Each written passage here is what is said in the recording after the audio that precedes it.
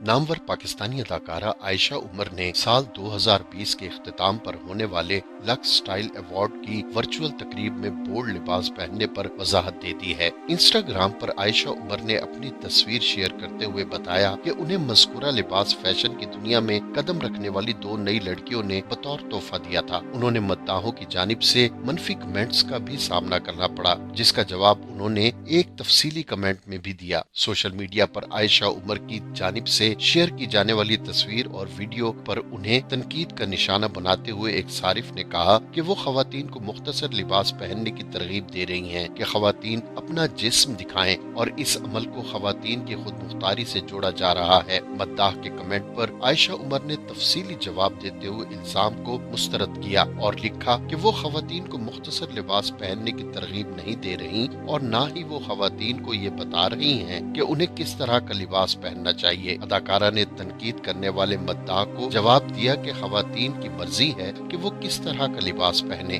और उन्होंने अपनी मर्जी के मुताबिक ये लिबास पहना है, इसमें दूसरों को मसला नहीं होना चाहिए। अदाकारा ने बताया कि ये लिबास उन्हें 2 अनजान खवातीन ने भिजवाया था, जिन्होंने उनसे जून 2020 में राब्ता करके सिर्फ उनसे लिबास का साइज लिया था, लेकिन जब उन्हें लिबास मिला तो वो ऐसा था जो वीडियो में नजर आ रहा है। उन्होंने वाज़ेह किया कि उन्होंने पैसों की खातिर ये लिबास नहीं पहना और न ही मज़कूरा लिबास किसी तशहीर का हिस्सा है।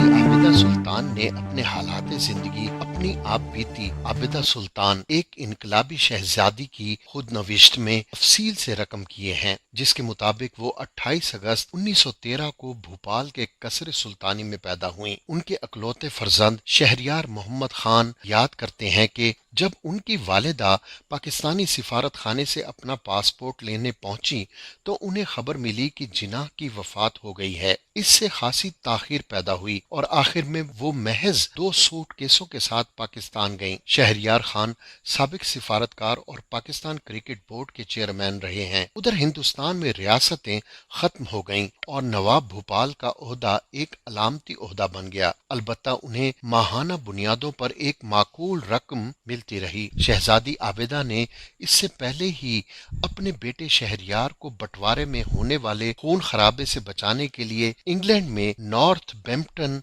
शायर के मशहूर ओंडल बोर्डिंग स्कूल में दाखिल करवा दिया था। इस सवाल पर कि वो भोपाल में अपना रुतबा छोड़कर पाकिस्तान क्यों आईं, शहरियार खान बताते हैं कि वहां मुसलमानों के खिलाफ बढ़ते तासुब से उन्हें बहुत दुख पहुंचा। वो एक खौफनाक वाकया सुनाती थीं। जब मुस्लिम पनाह गुजीनों की एक ट्रेन किसी और रियासत से भोपाल पहुंची, वो उन पनाह गुजीनों का इस्तकबाल करने प्लेटफॉर्म पर मौजूद थीं। जब ट्रेन का दरवाजा खुला तो अंदर कोई जिंदा नहीं बचा था। वो अक्सर कहती थीं कि वो मंजर उनकी जिंदगी का सबसे दिलखराश बाब था। उस वाक़े का उनके पाकिस्तान आने के फैसले में एक कलीदी किरदार था। शहजादी आबिदा को अपने इकलौते बेटे की भी फिक्र थी। शहरियार बताते हैं, उन्हें महसूस हुआ कि इंडिया में मेरा मुस्तकबिल बर्बाद हो जाएगा और मुझे अपने शोबे में कभी आगे बढ़ने का मौका नहीं मिलेगा। वो इस ऐशो आराम की जिंदगी के भी खिलाफ थीं, जो भोपाल समेत कई रियासतों के नवाबों का खासा बन गई थी। वो मुझे इन सब से दूर रखना चाहती थीं। शहजादी खुद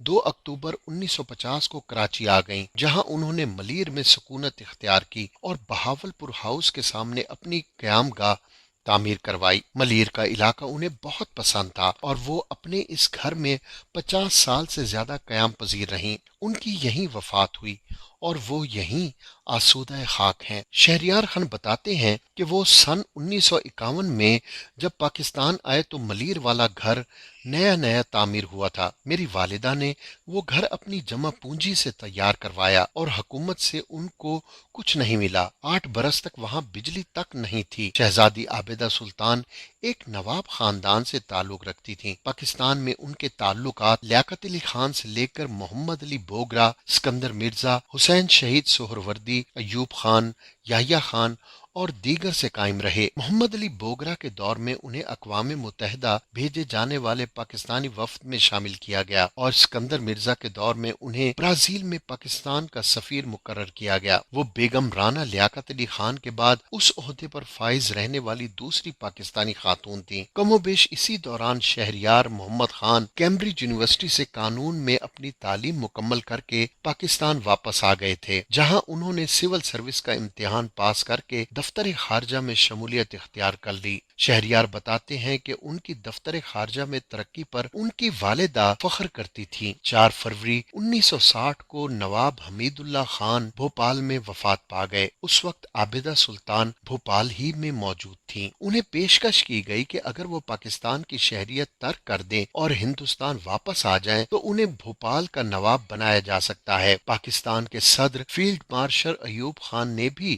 شہزادی عابدہ سلطان کو یہی مشورہ دیا کہ وہ بھوپال میں رہائش اختیار کر لیں، مگر شہزادی عابدہ سلطان اپنی چھوٹی بہن ساجدہ کے حق میں دستبردار ہو گئیں۔ ساجدہ سلطان کی شادی مشہور cricketer Nawab Iftikhar Ali Khan of Pataudi سے ہوئی تھی۔ وہ نواب منصور علی خان عرف ٹائیگر پٹودی کی والدہ اور اداکار سیف علی خان کی دادی تھی۔ سن 1964 میں جب پاکستان میں صدارتی انتخابات کا ڈول ڈالا گیا تو شہزادی عابدہ سلطان نے، جو ہمیشہ سیاست سے دور دور رہی تھیں، کونسل مسلم لیگ کی 2 آنے والی رکنیت اختیار کی اور وہی تھیں جن کی کوششوں سے فاطمہ جناح متحدہ اپوزیشن کی نمائندہ کے طور پر ایوب خان کے خلاف صدارتی انتخاب لڑنے پر آمادہ ہوئی۔ شہزادی عابدہ سلطان نے اپنے ایک انٹرویو میں بتایا تھا کہ فاطمہ جناح ایک معمولی اکثریت سے صدارتی انتخاب جیت گئی تھیں، مگر ان کی اس فتح کو شکست میں تبدیل کر دیا گیا۔ اس کے بعد شہزادی نے کئی پیشکشوں کے باوجود عملی سیاست میں حصہ نہیں لیا۔ وہ شاید پاکستانی سیاست کے معیار پر پورا نہیں اترتی تھیں، یا شاید پاکستان کی سیاست ان کے معیار پر پورا نہیں اترتی تھی۔